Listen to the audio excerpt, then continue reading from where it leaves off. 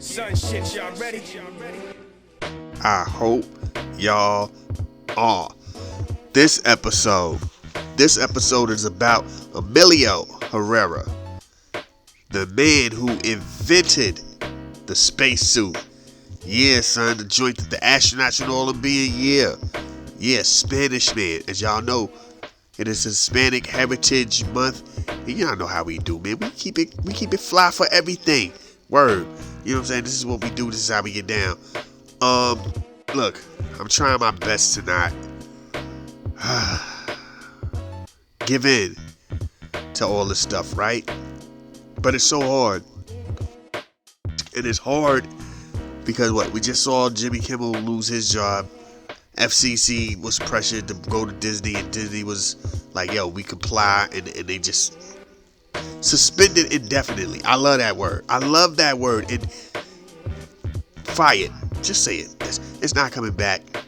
My girl was like, yo, you think he'll bounce on his feet? It'll be a minute. Because right now, everything is everything. Like, it is very pick and choose. You know what I'm saying? Last week, a dude on Fox was talking about killing people. Openly. Like, yo, let's just kill them all. A news reporter on a news show doing a segment was like, yo, just kill him. A joke. Less about Charlie Kirk and more about the arrogance, selfishness, self-importance of our president was the joke. Lost his job. That's what we are right now. Don't talk bad about the president. You can essentially just go out here and go, yo, let's kill some homeless people. That's where we at. That's the, you know what I'm saying? And I know somebody listening will be like, that ain't kind of, it's a lot more to it. It's really not. We have gotten to a point where we will be censoring and listening closely and monitoring what people are doing. McCarthyism is about to take place. We about to get back into that joint of who is and who ain't a communist type vibe. We about to go into this weird space.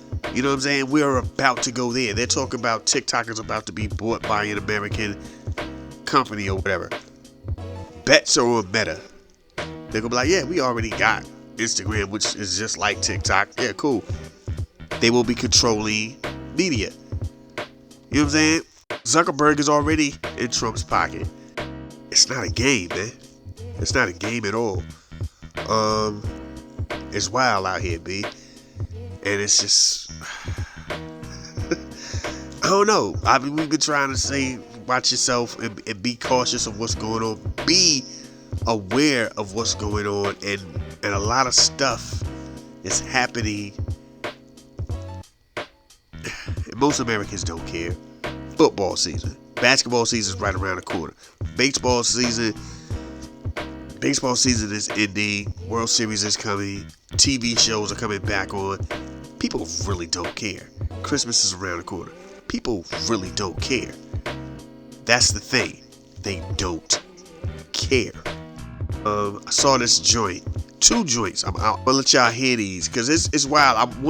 I thought I had, and I was gonna let it play, and I didn't have it. So I was like, oh snap. So on the show a few Saturdays ago, instead of being able to play something, I had to explain it, which I did a poor job.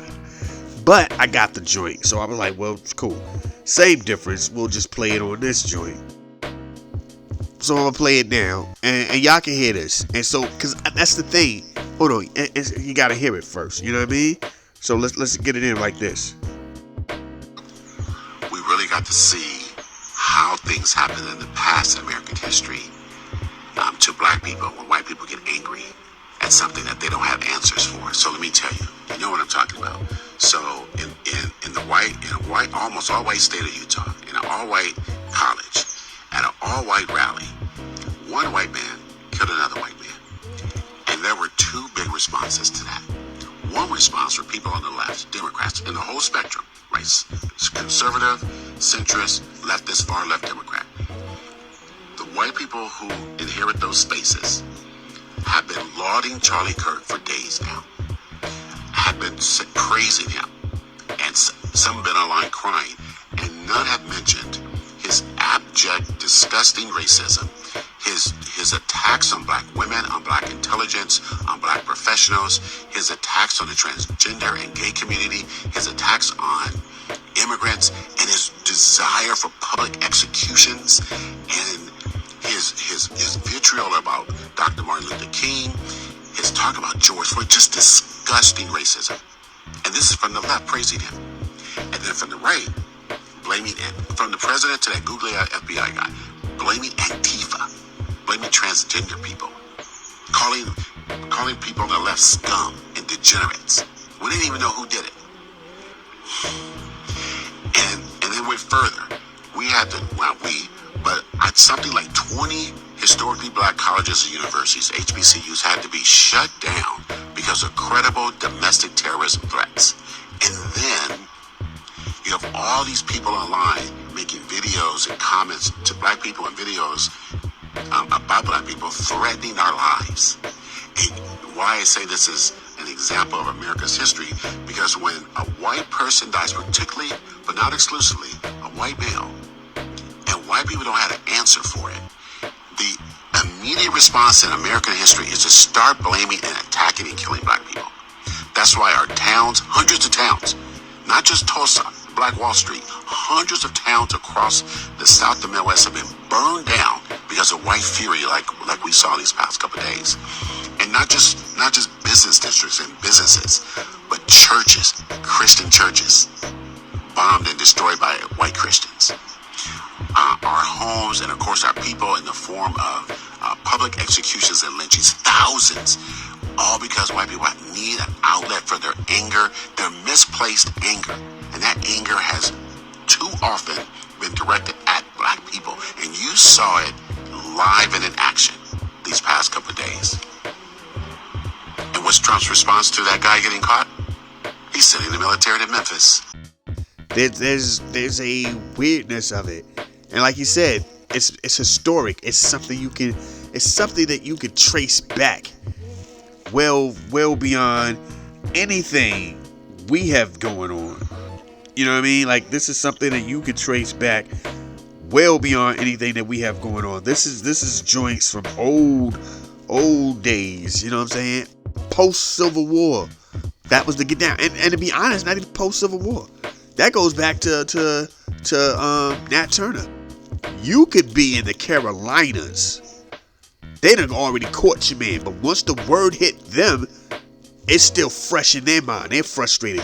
And the first person that even remotely looked like they're disgruntled, they dead. They're doing things to families. While we're looking for Nat Turner, they were going to other plantations and just doing stuff to people, random people, to get that anger out because they were upset. You know what I'm saying? Like and in their minds, for some places, it was like, yo, somebody knows something. Somebody has some idea of what's going on, and if they did, they did, and if they didn't, they didn't. It didn't matter. They were killing people. That's what we have learned is an American trait. Sad to say. And then there's another joint by this young brother, and look, I don't want to be that person, but I have to be that person because this is our country, son. Our freedom is really being played with right now. The way it just flipped, Utah, all white. They were like, black people gotta, dude, come on now. Check what this brother said. So, I haven't really heard anyone say this, but the callous memes and jokes about Charlie Kirk's murder are a direct byproduct of the didn't do nothing era. And if you don't know what didn't do nothing means, then you need to watch this video. And if you do, you should stay because a lot of this will resonate with you. So let's rewind to the early 2010s. Imagine you come home, you turn the news, and you hear about Trayvon Martin, who was a 17-year-old that was shot and killed by a vigilante while holding a bag of Skittles. Or you see the footage of 12-year-old Tamir Rice, who was shot and killed by police while holding a toy gun. Or Eric Garner being choked to death while saying that he couldn't breathe. Or Sandra Bland, who was wrongfully arrested and later found dead in jail. For many of you who were adults at the time, the tragedy and horror, as terrible as it was, pretty much ended there with the killings themselves and reconciling the injustice that happened. But the rest of us, Gen Z and millennials, who were mostly children at the time, the killings were just where the trauma began. Because that's when the internet exploded with the most shocking and vile memes and jokes about these people who had just died. And the didn't do nothing meme was practically the face of this era. It was a ignorant and purposely fake African American English way of saying he didn't do anything, as a way for online trolls and racists to mock grieving black families who claim that their loved ones were unarmed and undeserving of death. But make no mistake, it was not just this one meme. There was actually a whole ecosystem of cruel and edgy content that was meant to desensitize people and normalize making fun of black people dying. For example, this was a trend called Trayvoning, where white teenagers would dress up in a hoodie and lie face down with Skittles and a can of soda to mock the way in which Trayvon Martin's dead body was found. And more recently, we had the George Floyd challenge, which is pretty self-explanatory. This sort of online cruelty was foundational for the alt-right pipeline. No regard for the families of the victims of police violence and little regard for the facts. And this dehumanizing content was born in the dark corners of websites like Reddit and 4chan, but what started out as edgy jokes in those places spilled over into YouTube comments, Facebook threads, and eventually mainstream concerted discourse. And while Charlie Kirk may not have been at the beginning of this phenomenon, nor was he necessarily the furthest right, he absolutely benefited from its culture and actively participated in its expansion. He spread content that told lies and was meant to smear figures like Breonna Taylor and George Floyd soon after, if not immediately after, they were killed. And just to add on to that, a lot of people are focusing on only the direct quotes from Charlie Kirk himself, but that leaves out the organization that he founded and just how badly it contributed to this issue. Now, back then until now, many activists have said the solution is to teach people about why it's wrong to dehumanize others and implement stronger and smarter content moderation against hate speech. Instead, right-wing voices and Silicon Valley executives called that woke and just tore down all the rules. Of course, this made things worse and fueled even worse radicalization. For example, I recently wrote about the George Droid meme and how crazy and depraved this culture of mocking death had become in the wake of recent changes on platforms that allow unfiltered hate speech. But all of that fell on deaf ears, of course, until now. But I want to make something very clear. It is definitive that this morbid internet culture originates on the right. More specifically, the meme lords of 4chan and Reddit, the politicians and public figures that normalized and emboldened them, and the social media companies that make money by fanning the flames of all of this. And that has radicalized and desensitized both sides of the political spectrum. And we tried to warn you before it backfired. But that's all I can fit in this video. If you want my full essay on the topic, go to my Substack at historycan'thide.com, or if you're on Instagram, just comment the word newsletter below to be DM'd a link. But what do you think about all of this? And did any of you guys also live through the didn't do nothing era? Let me know in the comments and follow for more. That's what we living through, man. And even, definitely older than what that brother was talking. I was a grown man when all that was jumping off and just was like, yo, this is wild. Because what was even crazier is it was other grown men and women contributing to that. You know what I'm saying? And like I said, it's the scary part is these are your teachers. These are your school bus drivers. These are the cooks at your restaurants. These are your doctors. These are your lawyers. These are your bankers. These are your maintenance men. These are your plumbers. People that you rely on. You know what I'm saying? And I know as a black person, somebody sitting around going, that's why I always deal with only black people. Sometimes you don't. Sometimes you don't. Sometimes when that money get funny, you go, yo, that seems like a cheaper price. I'm going to ride with that. Sometimes, and schools, you really don't have that luxury all the time. You can't just go to your school and go, where the black teachers? Yeah, I want my kid to only have black teachers. I don't care who you is. I don't care how nice you are. Black teachers. Y'all got a black vice principal. I want my kid dealing with nobody that don't look like him. If you ain't got no melanin, don't be out here meddling in my business. Don't want you talking to him. Nope, nah. We don't get that. There's no joint for us like that. That's not how that go down. You know what I'm saying? But to know that regular people out in the world think this way, and you don't know, and you may never know. You know what I'm saying? But yeah, man. I'm done with that. I'm not gonna really talk about this stuff anymore. I think last week we spent too much. That was the whole joint, right? Then we went into the history lessons. Nah, son, we ain't doing that no more. This dude is past, son. Like, and white people being mad at black people for the smallest thing is not nothing new. Trump having this power and now executing and utilizing this power is not new, but it's definitely different. So yeah, I'm done with talking about that joint, man. What I will talk about though is Dame Dash. Hey, so Dame Dash was at Breakfast Club. Now, depending on how you feel about more so Dame Dash, you're either pro Dame or you're anti Dame. That's what I'm saying. People are pro Dame or they're anti Dame. Charlamagne, I don't know why I call that man Charlamagne. Charlamagne is a group. Charlamagne ain't even in the conversation. But there's three things that are happening on that interview that people don't get. And that is Charlamagne's past, the perception of Dame Dash, and the reality of Dame Dash. You know what I'm saying? Like, there's a point where Dame goes, you know what I'm saying? I think you lack masculinity. You know what I'm saying? Like, your OG was Wendy Williams. My OG's over here. You know what I'm saying? I think you're gay. And people got upset about that. But the people who got upset about that didn't get the context. They didn't get that. Charlamagne the God OG is Wendy Williams.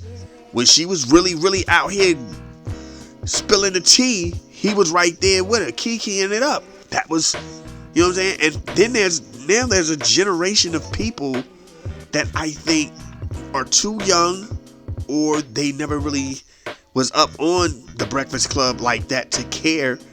But there was a time where Charlamagne's mouth was getting him in a lot of trouble. You know what I'm saying? Like, a lot of trouble. Go look at that interview with Onyx. Go look at that interview with Birdman when when we was out here joking, put some respect on my name. Yeah, it's a lot of dudes who would come up into that joint and he'd say something, or they'd be like, yo, I dare you to say something. People were really ready to throw hands with this dude. They was really, really willing to have somebody roll up on this dude and bring the hurt to him, because he was really reckless with his mouth. Now, as time goes on, and he writes some books, he becomes part of pop culture, and I say it the way it's going to be said. If you're not white and gay, and you're not a female of any race, you can't talk that talk. You know what I'm saying? Black gay dudes can't talk that talk. You know what I'm saying? When you look at see who really gets really nasty and in the weeds and in the grass, it's usually females on female joints. Females talking about dudes. Females talking about other females. And gay dudes. Gay white dudes most of the time. It's never just no black straight guy. You don't get to do that. Black straight dudes don't get to do that. They don't get to like spill tea and do all that and talk all greasy like that. They don't get to do that. You know what I'm saying? So you got that element that, again, there's a group of people that probably aren't even aware that Charlamagne the God was somebody that used to, you know what I'm saying, fuel rage. Like, yo, son, somebody need to punch him in the face. Like, they don't remember those days, or they weren't up on it like that. Then there's Dame being broke. The rumors. Like, the rumor is he's broke. So people are like, yo, this dude broke. Like, grown men are in another grown man's pocket off of what they hear. Because there's broke and then there's poor. You know what I'm saying? So we all are in agreement that Dame is far from poor. Dame is broke. Broke just means you ain't got the funds for a situation. Poor, psh, dog, I've been poor. I don't know about broke. Broke is a luxury. Poor is that real. You know what I'm saying? I've been poor. I've been broke too. I've been like, that's the type of joint I told my kid one time. He was like, yo, I'm like, dude, we ain't got no money. Oh man, we're poor. We're not poor. We're broke. Poor wouldn't give you this nice house. Poor wouldn't give you the ride. Poor wouldn't get you this, and the third. Poor wouldn't put them Jades and these Mario Nikes you got on your feet. Yeah, that's that. Yeah, poor don't scream that. We're broke. financially in a situation right now. We're in a financial crisis. We're not poor. You know what I'm saying?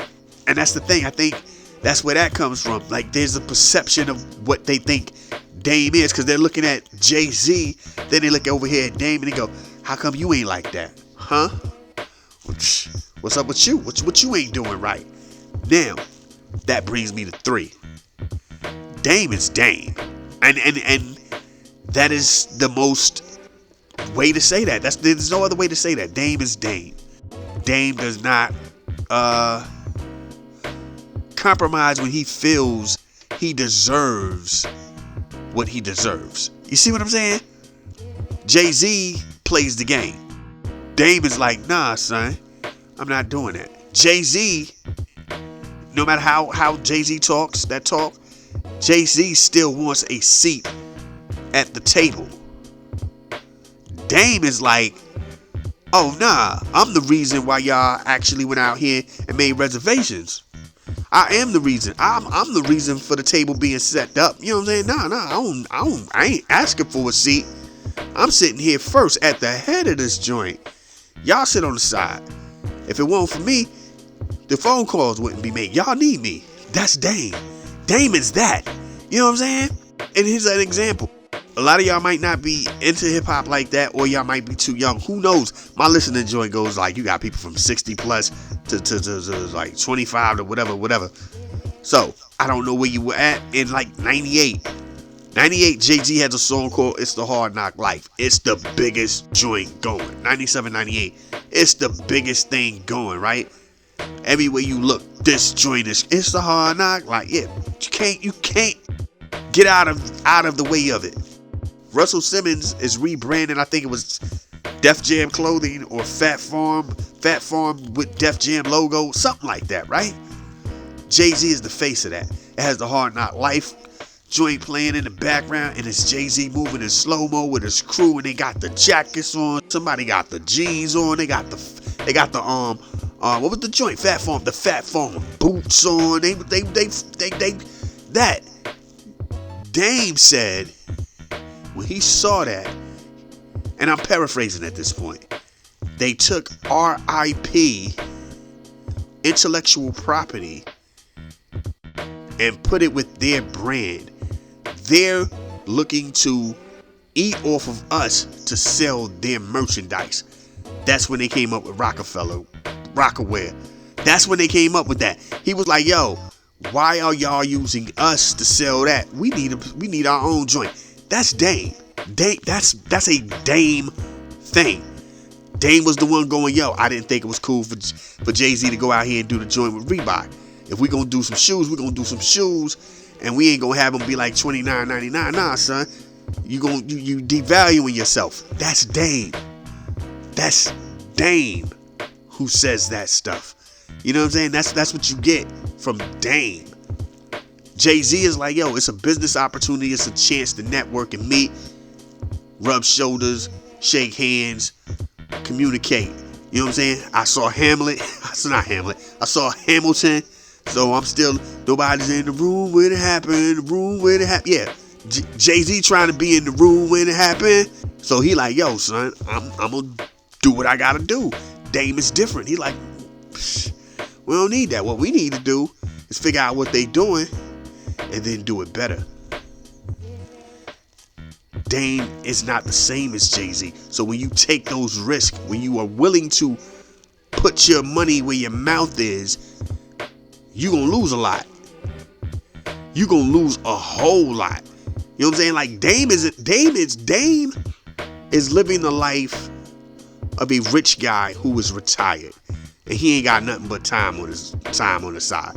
I ain't got nothing else to do but live. What else I got to do? The dude dropped a rock album to nobody. Just doing stuff, son. That's what I mean. You can say he's broke, but he's living. My man dropped a rock album. He had rap songs here and there, a few, like about 10 years ago or so. Yeah. But he had real producers coming through. He had guests. Nobody's heard any of these joints. This is what Dame is doing. Dame is still going out here making movies that nobody probably has ever seen. But the point is, he's doing stuff. He's going, oh, word, that sounds good. Let me put something on that for that. That's Dame. You know what I'm saying? So yeah, you go broke. If you want to go talk about a brother being broke, you go broke when you move like that. You know what I'm saying? And I think that's the thing that bugs people, because he still moves like it's 1988, it's 1998, 99, 2000, 01, and Jay-Z is the top dog, and Rockefeller's the label of all labels, and you know what I'm saying, Dipset just blew up and it's 03 now, and you know what I'm saying, that 97 to 04 window, and dudes is like, yo, Dame acting like it's back then. Nah, son, it ain't like that no more. You ain't got it like that no more. And he don't care. Because at the end of the day, you still want to hear from him. People are like, yo, why he still getting all these interviews? First of all, they're still asking because they want to hear stuff. They want your opinion on stuff. And he's getting paid. So you're paying him to come in. Because there was a time where he wouldn't talk about Rockefeller or Jay-Z. Then he's like, oh, we charging people now? Oh yeah, this is how much it's going to cost for me to come through. And yeah, I'll talk about whatever you want to talk about. But you want more than that, you're going to have to pay more for that. Dame is a businessman. This is not what you do. Y'all, you know what I'm saying? So you go into this interview, there's that energy. He even said it, like, yo, I've been peeping y'all. I know how you do. Like, and he was like, nah, we are not going to make this comical. We're not going to bring humor to this interview unless I want it to be brought. Answer, respond. Answer, respond. That's what we're here to do. This is how you conduct the interview. People will look at that like, this dude is too broke. But again, here's a guy who, from what he said, this is him. This has always been him. Dame is a hustler. He's going to get the money. Dame is a hustler. He's going to flip an idea and try to figure out how to capitalize and get capital out of it. That's what he does. You know what I'm saying? You can't put people like that in the corner. You know what I'm saying? There's creators, there's artists and creators, and then there's hustlers. Dame don't need to be Jay-Z. Dame just needs to find somebody who's doing something and go, boom, I'm gonna help you out. Boom, I got you. Boom, what that's the idea. Let's see what we can get out of that. That's what Dame does. You know what I'm saying? And I think we're at a point now where we have such weird perceptions of people that we lose sight of it. You know what I'm saying? Like, I remember the Def Jam video. That was a thing. They would even that kind of had people say, like, man, this is unprofessional. And then there's another group of people like, yo, that's what you're supposed to do. Put these dudes on blast. Two different mindsets. You know what I'm saying? And it's people who are daring, get it. People who don't fear failure, get it. Yeah, you gonna take some L's. Like I said, that money gonna get burned. Money gonna get lost. But you took the chance. You thought something was gonna work and it didn't. You'll figure something out on the next go round. People live like that. You know what I'm saying? But anyway, what we here to talk about? I don't know, man. It's just been a weird week, B. It's just been a weird. I don't watch TV either. So, we ended up watching a game at B-Dubs. Fox, from what I gather, has like maybe 3 television shows, actual television shows, and everything else are game shows. Then you look on like NBC. NBC has a nice amount. CBS has a bunch of shows CBS always finds a way to have shows look like the last show. All these shows look like the same show. I don't know how CBS does that. ABC is they're 50-50, but it's just crazy. Like, TV sucks. TV really sucks, and the streaming networks is trying to literally be like cable, so you just don't know what's going on. But TV sucks, son. Like, for real, TV sucks. What can you do? Stream. That's what you can do. That's all I do. I don't be caring about none of that other stuff. I ain't even try to get like the YouTube TV or the Hulu TV. I'm just like, I'm good. Would it even matter? Because most of the time, like the show that the thing is how do you figure out what a new hit is? Because everybody is so into what they're into. You know what I mean? Like, Sandman was dope on Netflix. I figure it's a budget thing, so they ain't gonna do that again. Season 2 was the end. They went out their way to make sure that was it. You know what I'm saying? Squid Games. They squeezed the season 2 out of that. Salute. But yeah, son, there's joints all the time. Poker Faces on Peacock was my joint. The Jackal, I didn't finish The Jackal. I'm gonna find out. I'm gonna have to come back and rock that. Bass Reeves.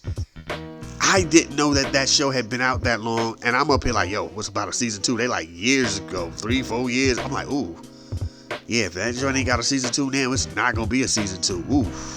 Ooh. But and my thing is, if I knew that, I wouldn't have watched it. Cause there's nothing worse than getting into a show and then they go, yeah, they canceled that. Like, what? Yeah, I ain't gonna watch this then. You know what I mean? But yeah, life is life, man. We here. This is what we do, and this is how we get down. Emilio Herrera. I feel like I didn't even say his name. Emilio Herrera is the guy who gave the world the spacesuit. Yeah. This is what it is. This is how we do. Thank y'all for listening. It's been a wild week, man. Politics it's almost like we're right back to not being able to escape the political landscape and all of that it entails, because there's so much going on right now. But we will holla at y'all, man. Thank y'all for rocking. East Coast, West Coast, worldwide, Lost Boys. Y'all know what we do, man. This is what we do. Let's get it in. Let's go. Yes. Look, let me tell y'all something. That was 97, right? That's 97. So we had no idea. Years later, as we keep it on like that, years later, BET gets rid of Video Soul, Video LP, Rhapsody was still there. Video Vibrations, and they came up with Soul Groove or something like that replaced Video Soul at 9 o'clock. And then there was this TLC knockoff called 106 in Park. And there was AJ, who, by the way, people don't give this man the credit that he was rocking on BET. They be like, ooh, he's on for whatever he's on, whatever, Hollywood or something. I don't know what he's on now. But that joint, like, nah, son, BET, not the point. And it was his co-star, Free. And fellas, oh my God, fellas, we was like, oh, I'm watching this show every day. I don't care who freestyling on Friday. Let her stand where she stand. Make sure that's her mark. Word. It was all they did was trade Big Legs in for free. We was living. We was living. BET had it going on. You had Sherry Carter.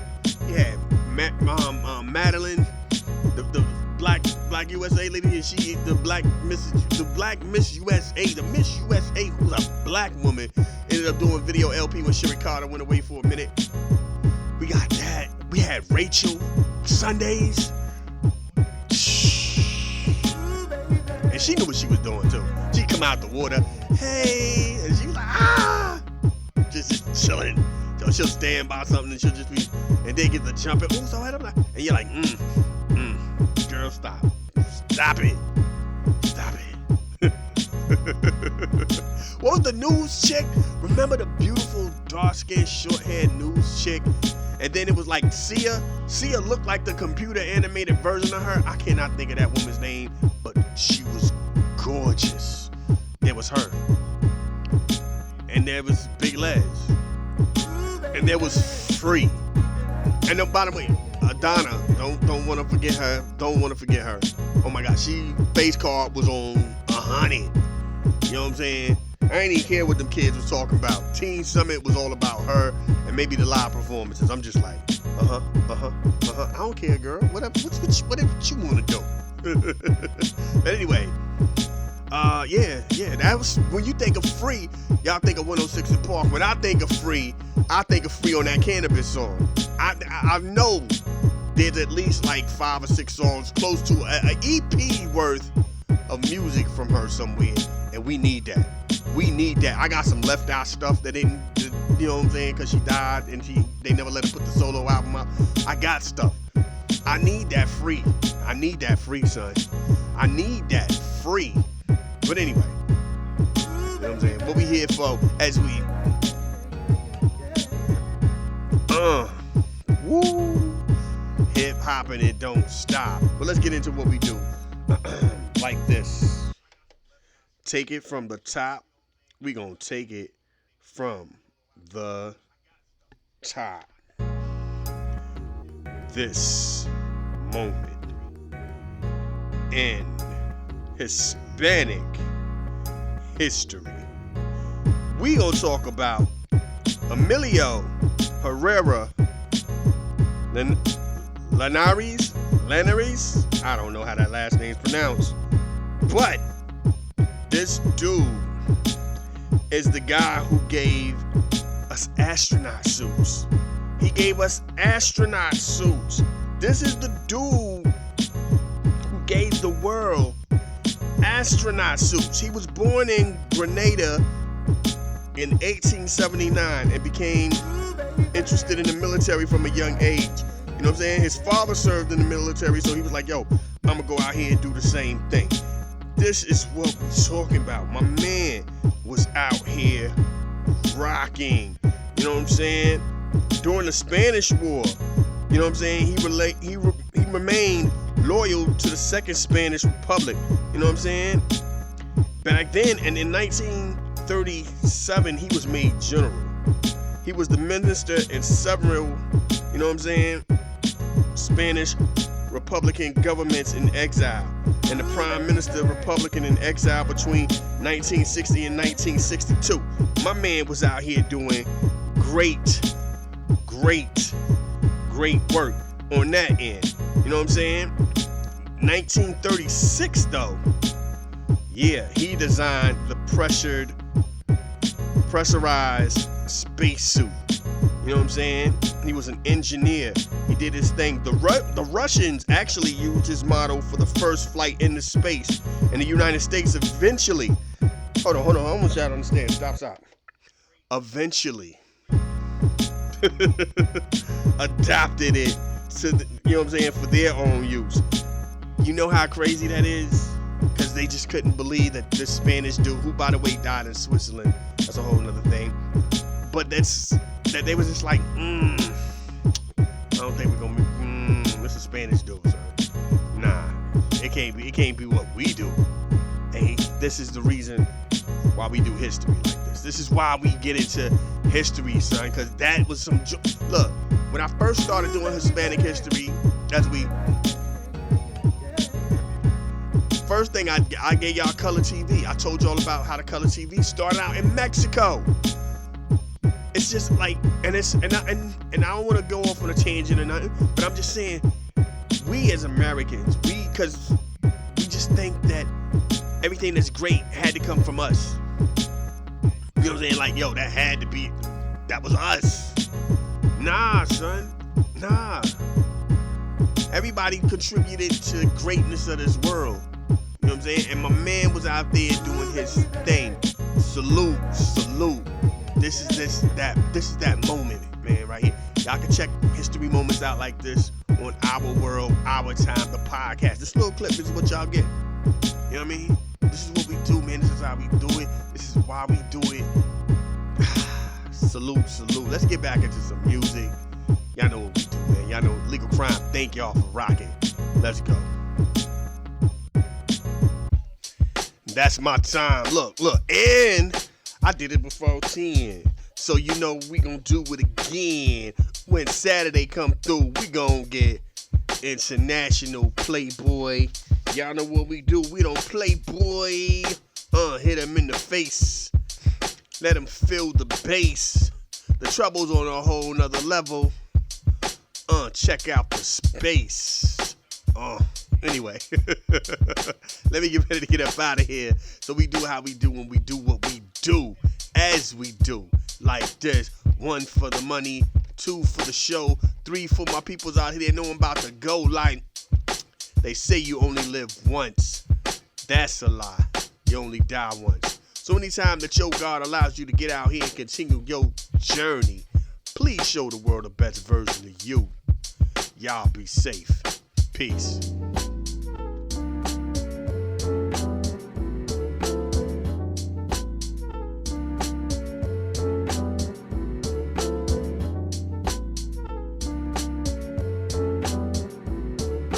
This is a Soul of Art presentation.